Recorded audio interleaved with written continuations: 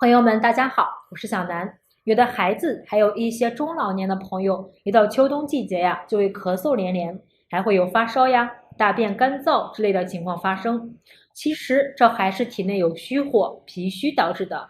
今天给大家推荐一个好喝的吃疗方——萝卜陈皮水。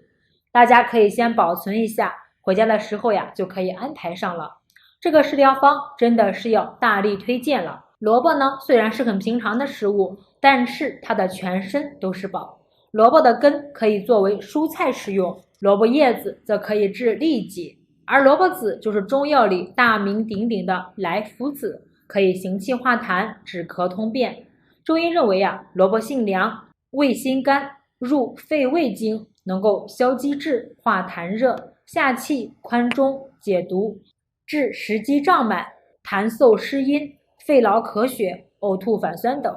而且萝卜它具有很强的行气功能，能够止咳化痰、除燥生津、清热解毒、利便等等。